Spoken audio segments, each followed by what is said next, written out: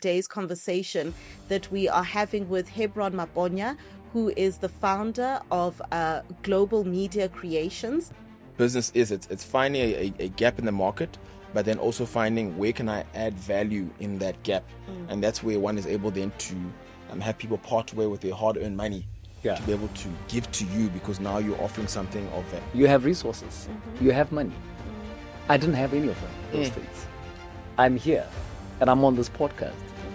And this podcast can only take you beyond the walls of SA. So what I want to say to every single entrepreneur is that with the little that you have, invest every bit of it in your business model. Sure. In your pricing model. In your business plans, in your business profile. When you understand business and money in the same level of depth and can explain in the same level of depth, like you've just spoken about your football club, then your business journey has actually really begun. And that person who can talk like that about their business or business in general, that person will be extremely wealthy in 10 years.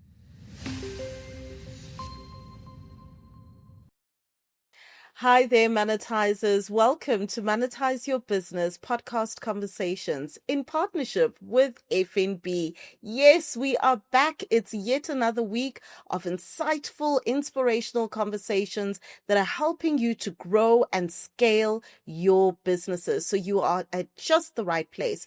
And you know how we do over here. I'm not flying this plane on my own. Oh no, I've got my trusted co-pilot with me, Papa Biz. Hi. Hi, how's it? I'm glad that we can have another episode here. Just yet another week of inspiring conversations. I've actually been thinking and reflecting back on how incredible it is to have a platform where entrepreneurs can get knowledge and insight and follow each other's journeys. No, 100%. And what's been on my mind, actually, I finished a book by Mlamule Mbambo. It's Winning the Money Game. We actually had him on the podcast Yes. some time back. And Winning the Money Game. And one of the stories that he relayed in the book that I've just been thinking about was the stories around the elder addressing this young individual who wants to grow. But I'm going to touch it and relate in terms of business. And what he asks him is that, tell me about your favorite football club. And the boy continues talking about the Amakosi and all the players and all the forwards and the history and everything.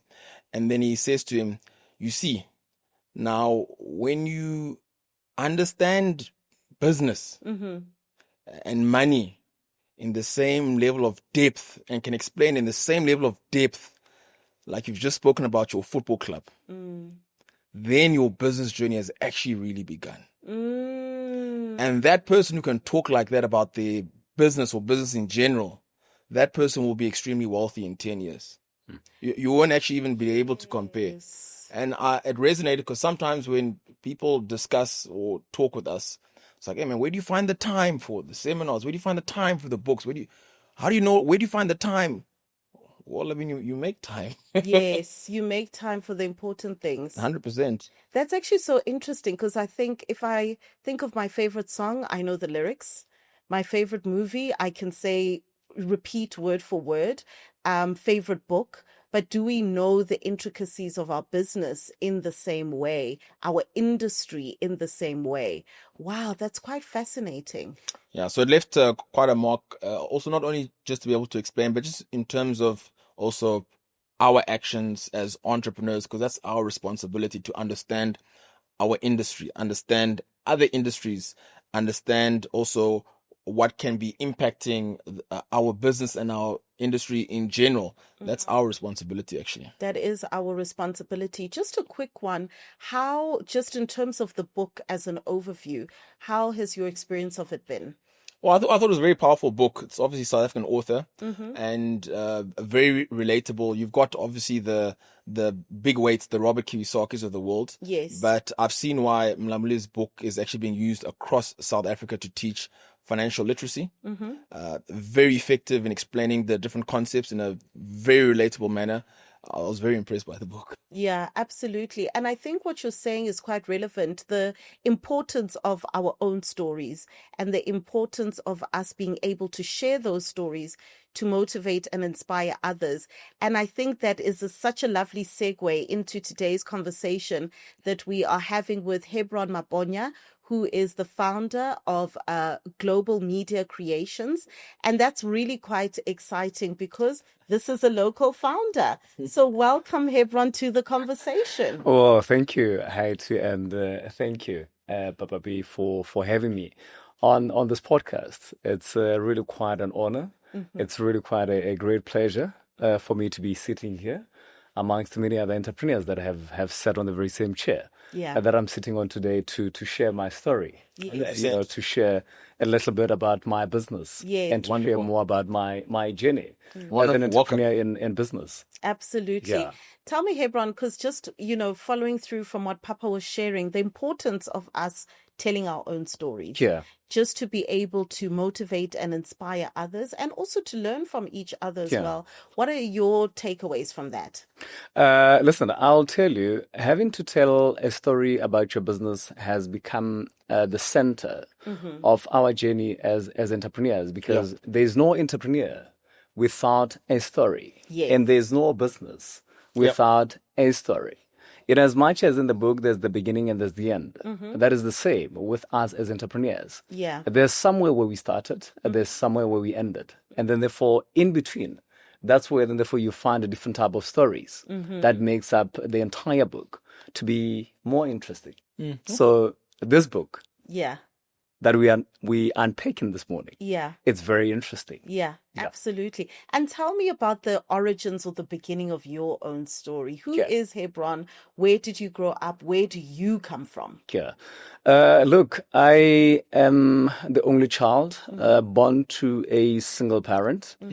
Was born in Limpopo province, but along the way moved to Rustenburg, where my mother moved to. I grew up with my grandmother. I grew up like many other people in this country who grew up with their grandmothers. And deserve awards. Look, they really do. It's really quite unfortunate that mine passed away last year around August. So I grew up with her, and she fed me, and she took me to school. She looked after me because my mother was away because of employment opportunity in Rustenburg, just to ensure that she earns an income so that she can be able to also provide for her own child as well. And from that time, I then therefore, decided that I'm going to focus on my school because I'm really quite passionate about education. And because I was passionate about education, I had obviously my grandmother from my father's side, Maponya, because Maponya, it's a very famous surname in South Africa. And wherever you go, everybody's like, you are from that rich family. But there's a story behind my story compared to the Maponyas that you know out there. Although there's a link, but the link it's pretty much there's a far apart history between us. Because my father was trained by Richard Maponya. Really? Yeah.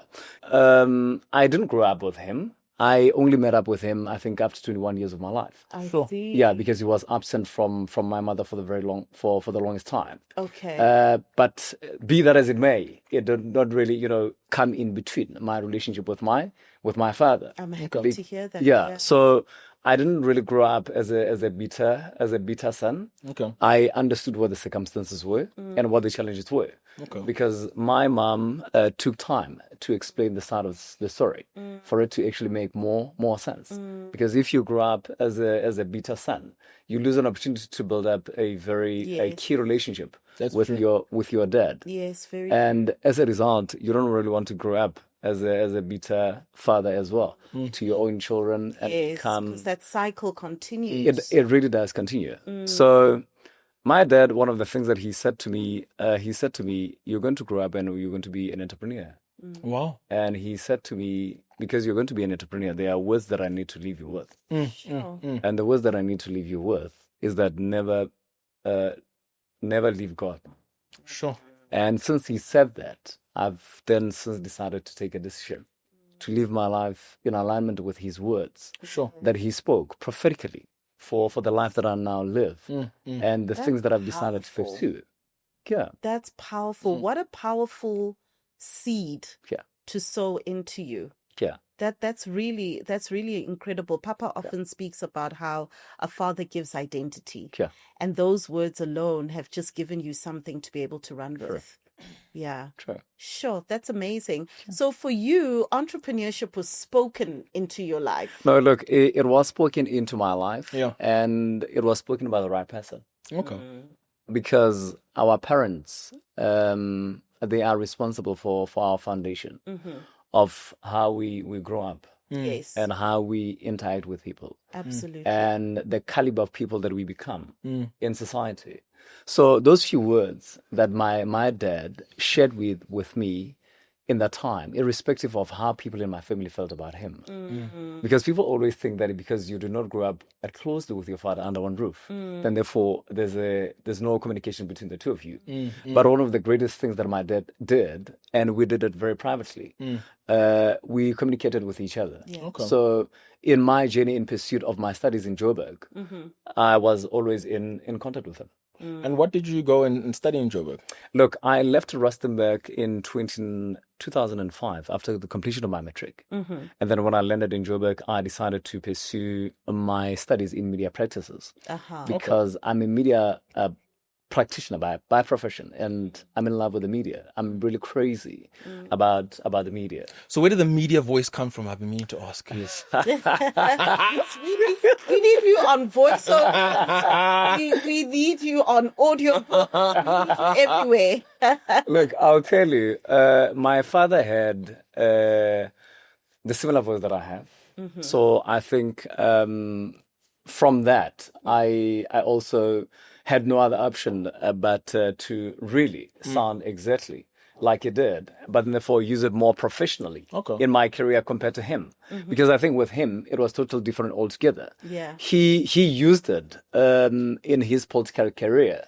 Yes. To be able to, stamp authority over the people that he spoke to. Because, if you have a loud voice or the bold voice in as much as I have, or in as much as he did, when you speak, people pay attention. Once they pay attention to your voice, they pay attention to the words that comes out of your mouth. That's true. Provided 100%. that the words that comes out of your mouth, they are in comparison with the authority that your voice stamps. Yeah.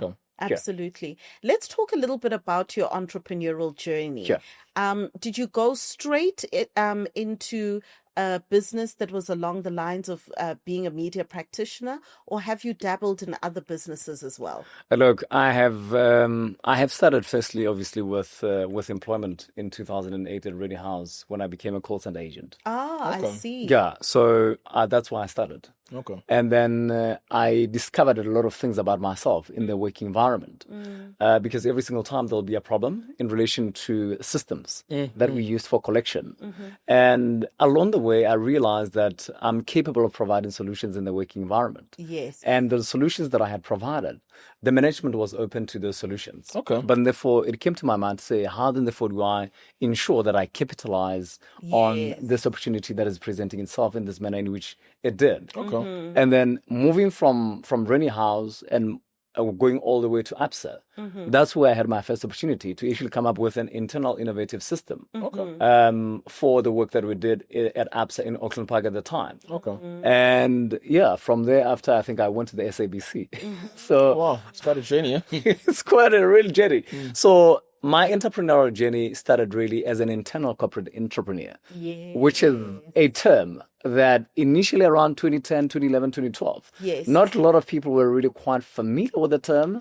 As you'd know with any other term in entrepreneurship or in business, people will just throw it around, but without a clear understanding of what that term really means. Tell me, for those who aren't familiar with it, can you explain it to us? Look, I'll tell you, an internal corporate entrepreneur, it is somebody with a corporate ability, given the skills that they have and given the knowledge that they have to provide internal corporate solutions in the workspace. So in brief, that's what an internal corporate entrepreneur is. There are different ways and ways in which you can really provide a definition to it. Okay. Yes. Depending on what it is Yeah. that you do, and depending in which environment or in which sector Yeah. you are in. Because Yeah, that like- definition is informed by all those things that you do. Yeah, I like that because often we get individuals where sometimes they're still within the corporate environment and they'll Yeah. talk to us. No, you guys are different entrepreneurs because you just see opportunities and we're not built the same. But in that way that you just explained it, Yeah. part of it also is even seeing opportunity where you work, Yeah, true. seeing opportunity outside of your small little scope of work to add additional value to the organization that you work for. Yeah. And I really like that explanation because it actually, if you take yourself to get involved in that manner as an entrepreneur, Yeah. corporate entrepreneur, then you're already training your mind to see opportunities. No, Yes. absolutely. And I'll tell you this, with F&B, because I had an opportunity to work for F&B. Oh, wonderful. So you feel at home here. I feel at home. So I worked for F&B between 2013 and I think 2014 at the time. I was an account executive. Okay. And all the way from ABSA to F&B. Yes. So when I get to F&B, and when I get to F&B, there's a problem that they have. And the problem that they have is that we don't really have a text or messages that they send to clients that are doing business. Okay. But because I was already accustomed to business, Yes. Okay. I then therefore internally did my research, and I was lucky enough to have met a gentleman called Sean. And shout out to Sean. He then therefore called me in and he said, "You are not a corporate material."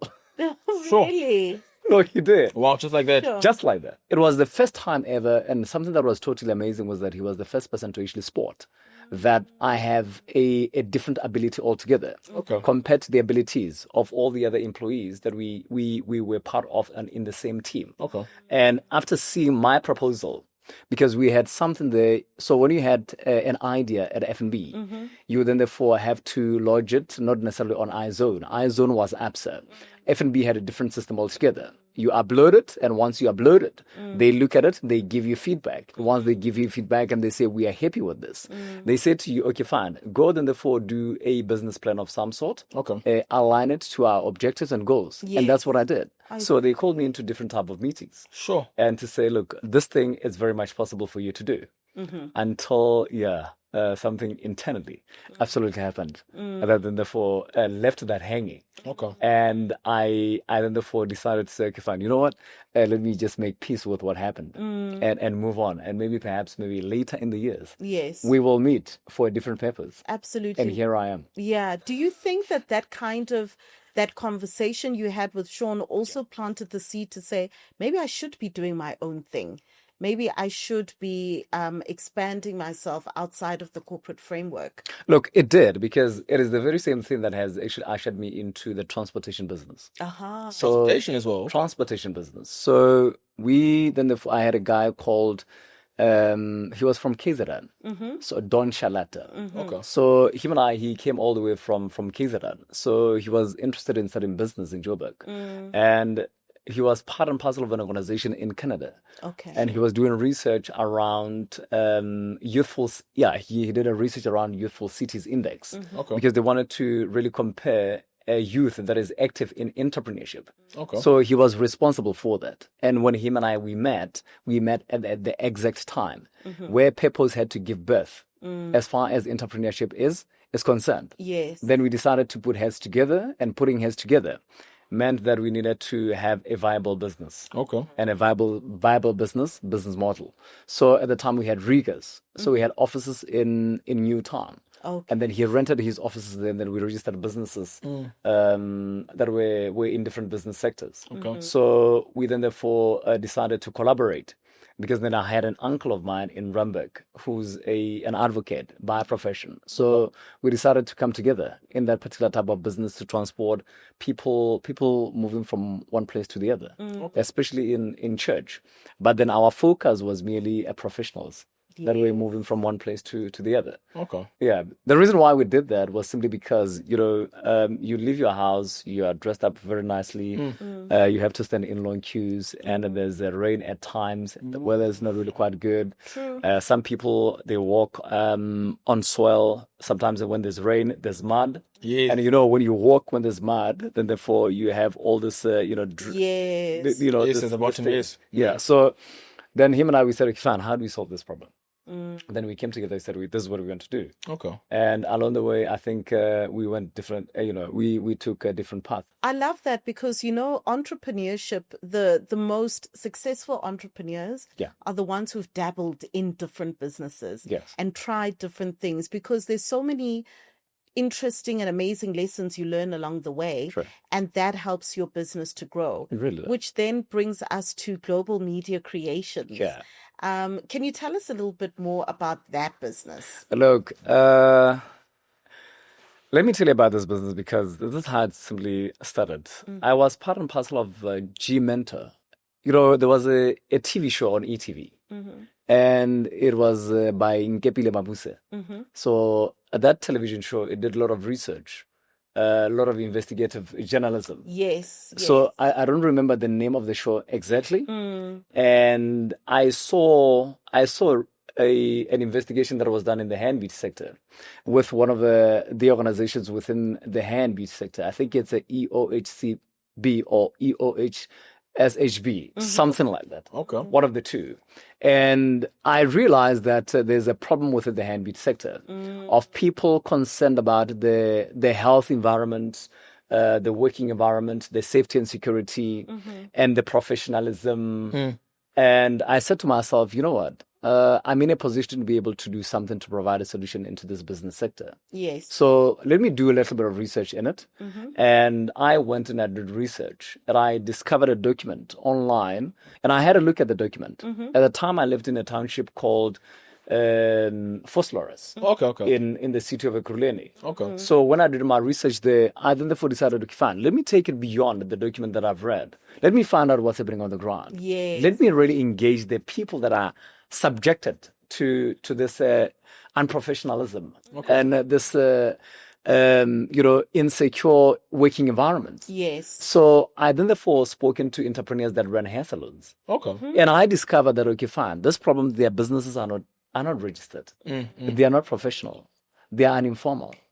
And there's a call and there's a need in this sector for somebody to formalize the sector and to professionalize their sector. Yes. So that's how Global Media Creations was birthed. Okay. I then therefore decided I walked barefoot. Sure. I did the city of Ekurhuleni. I did Soweto. Sure. I did Auckland Park. I did Hillbrow. My I did goodness. Berea. I did Yeovil. I did Auckland Park. Sure. And I did Pretoria. And I went all the way to different type of townships, informed by that research to say, okay, fine, here's the market, but the market is in these places. Yes. So I said, let me talk to the market directly Yes. and find out how receptive are they to the services that we're providing. And of course, as you'd know, that the handbeat sector, it's dominated by foreign nationals. And I also found out that is the issue that they actually have. But in order for these people to work in unity, what is it that as an entrepreneur I need to do to be able to try and come up with something that will bring these people together to understand that this is our sector. And because it is our sector, we need not to really fight for the sector, but we really need to form a unity within the sector to be able to see a way forward in it, because we all make money from it. Absolutely. It feeds our families. It helps us grow our businesses, and it pays our bills. So I said to myself, let me get into the sector and let me do this. Okay. And what I loved, there was a lady, in actual fact, who was under a VT as well. She had a mobile hair salon, and Charmaine Mavuze. So I met up with Charmaine Mavuze at some point. And when I met up with Charmaine Mavuze, I think at the Sebangena seminar with Mas Chabandlo from Newsroom Africa. Yes. So we met, and when we met, I needed a sponsorship at the time for 1 Year World Summit. So she helped me put together that. And with her experience in the handbeat sector, she gave me a little bit of insights, and I started her business. And I said to myself, what are the pits and falls of your business. Yes. And from her pit and falls of the business, I decided, you know what, I'm going to take this and I'm going to take it and turn it into something else that Yes. it was not before. Yes. Because people wanted to lose interest in it, as if there's nobody who has the ability to transform this sector and find a way to do it. Yeah. What are the services that your company offers? Look, as you know, that the handbead sector is an informal sector. So to formalize the handbead sector, to formalize every single type of business, we register unregistered hair salons in South Africa. Okay. We do trademark logos for their businesses. We do trademark slogans for their businesses. The main reason why trademarking and trade slogans, it's simply because there was an experience with an artist in the SA. He collaborated with big brands, and because he did not trademark his brand and his logo, they used it, and there was a huge case around his name and his brand. Okay. And they did not pay him. Yeah. So I said to myself, I see the same thing that is happening within the handbead sector. Yes. But what will then therefore be a way to actually protect it and monetize it? That's not the only thing. We also do website development and website designs for them. Brilliant. We do social media marketing, social media advertising for their businesses. We also advertise their businesses, not only on social media, but on TV and on TV radio. as well. On TV, on radio. Sure. And on billboards as well. Brilliant. And on wall mural activities. I I like we do that. that in the Yeah. townships, because these businesses are based where? In the townships. Yes. Yes. They are based in cities. Yes, They are yes. based in shopping malls. Yes. I mean, there's nowhere where you can walk to or you can travel to Yeah. where you don't really find a hair salon. That's so true. And it also just brings home the fact that no matter where your business is located, we all need marketing, we all need advertising, we all need visibility. And often at times, businesses based in the township are often the most neglected. But they've got a market like everybody else. They've got skills, knowledge, and talent Yeah. like everybody else. I think the work that you're doing is so important. Yeah, no, absolutely is. And the response, it's pretty much good from those that understand what the sector requires, Yes. not from those that don't understand what the sector requires. Yeah. Because there's also resistance as well from people from different races. Of course. As you'd know, that the hair and bead sector is dominated by different, races and Yes. and nationalities. Yes. So that's where the challenge is. But being that as it may, it's not something that has really encouraged me from pursuing what I've studied within the hair and bead sector, and which really gives me a great opportunity to say, this is what's happening within the hair and bead sector. This is what we need to do, and this is how we need to do it. And because there's a practical way of doing it, and there's a formalized way of doing it. Because when you enter an industry and you talk about transformation, a lot of times it's how do you transform it? What is the action plan to transform the hair and bead sector? What is the action plan to transform the fashion boutique sector? Yes. How do you do it? What is required? What resources are there? How much money do you need to Yes. transform the hair and bead sector? 100%. But because when I got into business, I got into it with full knowledge of what's happening within the hand bead sector and fashion boutiques. Given the research that is out there, it became very easy to be able to identify even, platforms to market and advertise these businesses. Okay. Because what you find is they don't have marketing departments. Of course, yeah. They don't have finances. They don't have systems. They don't have HR. All those services it's what Global Media Creations is providing. Let me just check, because actually you've taken me back when growing up in high school. My parents, my mother ran it, but my parents, they had a salon. Yeah. A salon in Kimberley. I was raised in Kimberley. And my impression, getting a little bit involved, especially during school holidays, my impression it was more a female-dominated area. Yeah. As you've been going around and engaging, and these are your clients, do you find that that's still the case? And how do you find that they receive you as you're looking to offer these different solutions? Look, I had the most wonderful experience with foreign nationals in the country, from Lesotho. Oh, wow. From Congo. Oh, wow. From Kenya. Okay. From Nigeria. From Morocco. Okay. These are some of the clients that I've met that have truly supported my business. Okay. And to tell you the truth, the support that I had received is from females that are not from SA.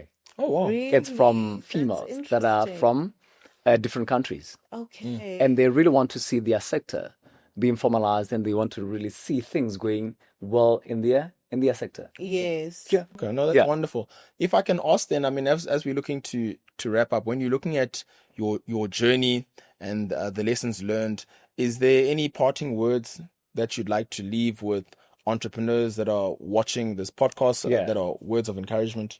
Yeah, look, man, for every entrepreneur that is watching the podcast, there's one thing that I want to say to you. I grew up a homeless entrepreneur, and if I can do it as a homeless entrepreneur, you have a home, you have resources, you have money. I didn't have any of those things. I'm here, and I'm on this podcast. And this podcast can only take you beyond the walls of SA.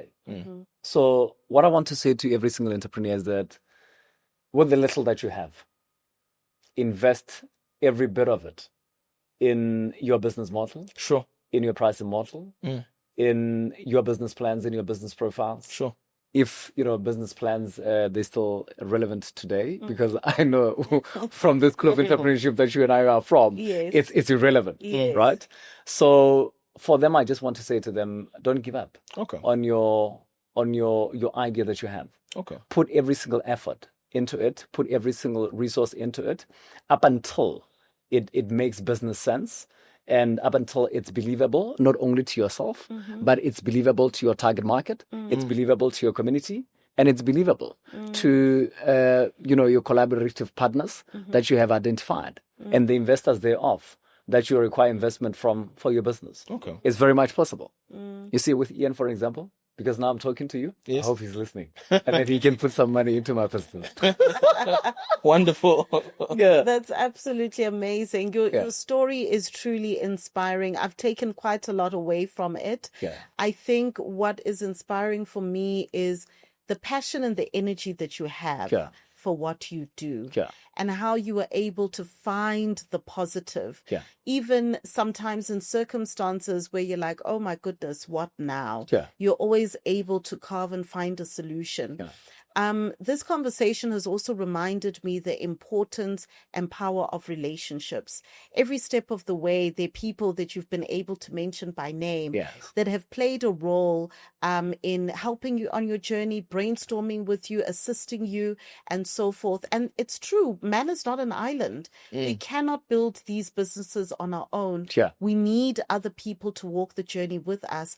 And that comes through nurturing relationships. And I think you've done such a brilliant job of doing that. Papa Biz, let me just kind of throw the ball to your court. What have been your takeaways from our conversation with Hebron? When you spoke, there was one takeaway that I had as you spoke about going, I wouldn't say door to door, but going on your feet to all the different townships, all the different businesses to go and actually understand the market. And sometimes we use words and it's just English, market research. But what does that actually mean? It means physically going to the market and finding out what makes sense, what are their needs, what are their challenges. And in that manner, it's such a beautiful way where, of course, you're able to identify, okay, this is the value I can add to this sector. And this is something that they would then be willing to pay for. Because that's what business is. It's finding a gap in the market, but then also finding where can I add value in that gap. And that's where one is able then to have people part way with their hard-earned money to be able to give to you, because now you're offering something of value. So that's something that I'm going to take away from this, that I'll continue to share with others. And thank you for your inspiring story. Look, man, thank you. No, Hebron, this has been such a truly inspiring story. And I mean, I even resonated with the fact of, being raised by your grandmother. And I know that you did share with us that she sadly passed last year. But I think that the lives that we live are also legacy of what they have implanted in us. So you are building such a great legacy. So congratulations on that. For those that are watching the podcast and thinking, oh my gosh, we need to connect with this guy. He is so amazing. How do they go about that? Your socials, how do they get in contact with you? Look, I am on what we now call X, right? Which is used to be called Twitter. You can find me there. It's Mr. H_global. Okay. And you can find me on LinkedIn. It's Hebron Maponya on LinkedIn.